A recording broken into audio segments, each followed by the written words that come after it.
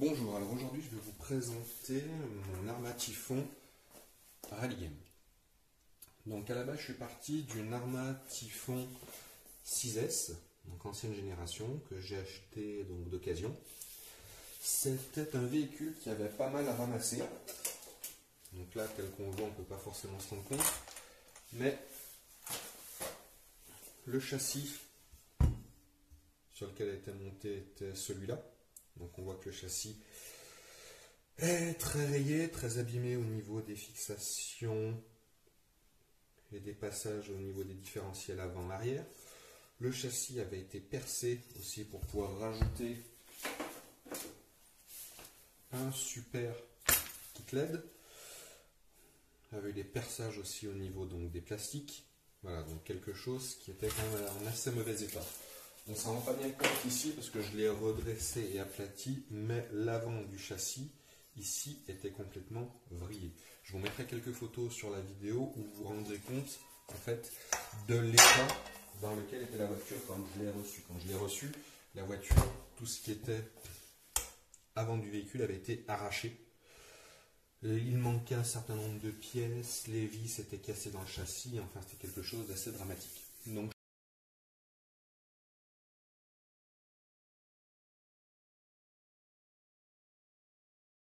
je suis reparti sur un châssis que j'avais en stock, qui est en pas trop mauvais état.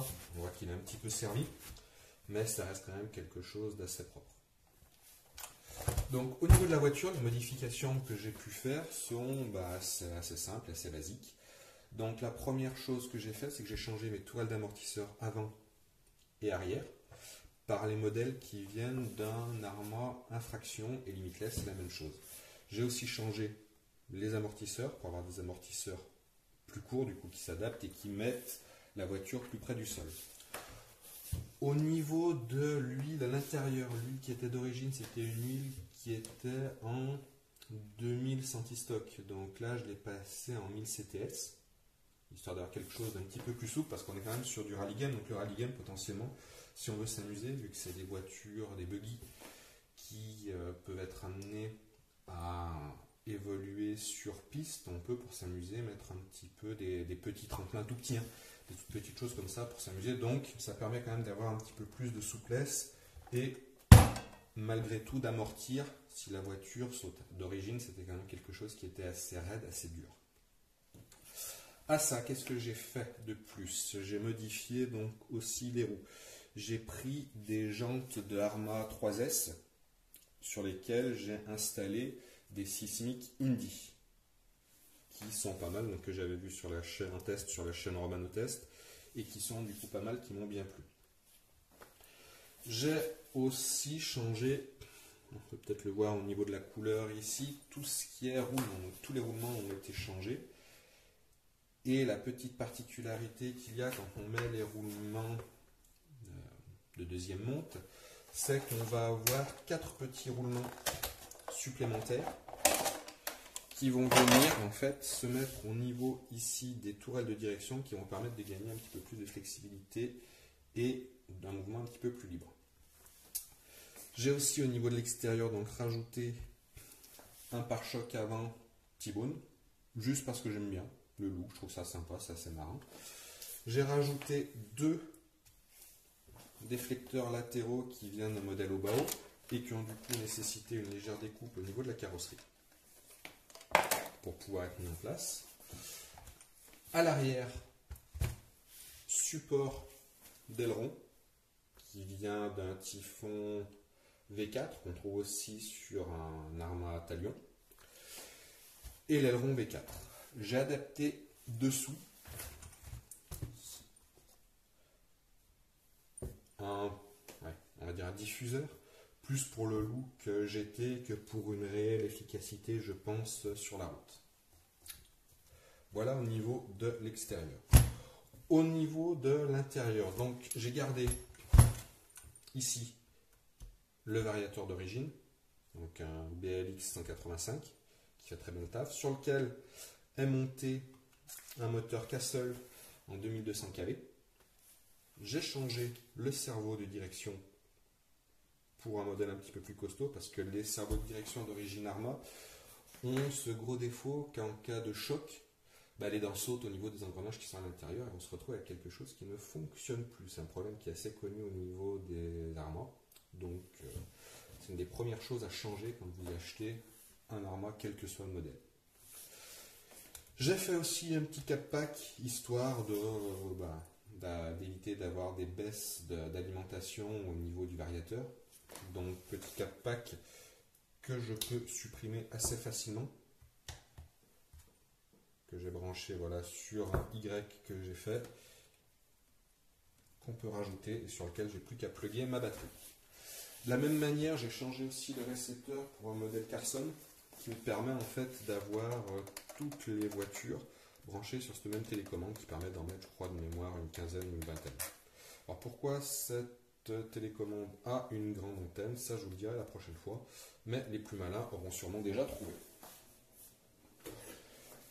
Donc par rapport à ce qui se fait souvent en rallye game, moi je suis parti sur l'option de garder au maximum une voiture qui ressemble à un buggy. Alors je sais que ça fera hurler certains qui, pour le rallye game, voient de super belles carrosseries, des choses qui sont vraiment assez impressionnantes. Moi j'ai préféré rester sur ce qu'il y a d'origine et rester au plus proche en fait de la philosophie du véhicule tel qu'il a été pensé par Arma au départ. Ça me fait un petit peu penser, quand on modifie les véhicules en profondeur, au slipper qu'on peut retrouver sur la route, des voitures qui ne payent pas de mine mais qui en fait sont modifiées en profondeur et qui gardent l'aspect esthétique d'origine. Quand je dis qu'ils ne payent pas de mine, on voit la carrosserie qu'elle a frottée, qu'elle a été abîmée, mais on reste sur la carrosserie d'origine. Petite chose que j'ai oublié en parlant de l'intérieur, j'ai aussi fait une petite modification, on repose la carreau par ici, c'est-à-dire que j'ai changé, et donc là, hop, je vais déplacer la caméra.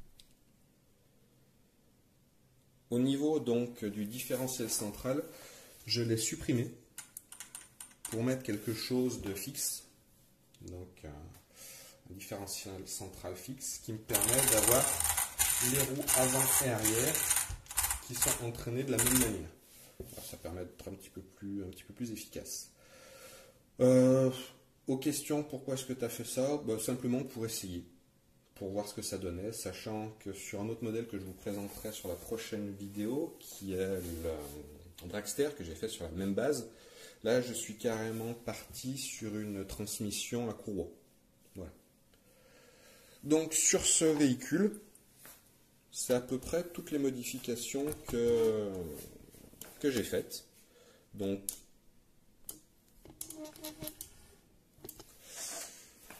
voilà. Maintenant, là, les conditions climatiques ne me permettent pas de vous faire une vidéo sur route pour que vous puissiez vous rendre compte de son comportement.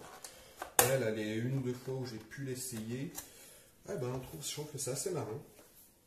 Ça avance pas mal avec le petit moteur Castle. C'est assez sympathique. Le comportement n'a rien à voir avec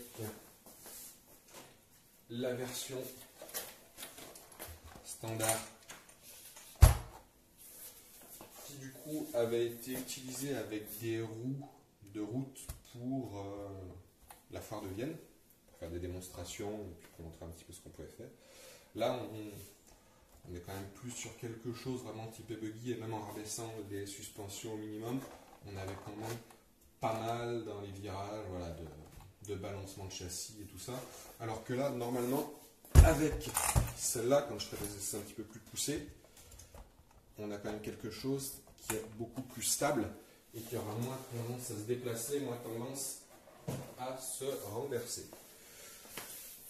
Du coup, j'ai hâte que mon petit Patrick, il ait fini la sienne, qu'il ait pu tester aussi les petites modifications qu'il est en train de faire sur son Nobao, afin qu'on puisse se faire plaisir et aller tester ça sur un parking qu'on ne va sans aucun doute pas tarder à trouver pour aller s'amuser.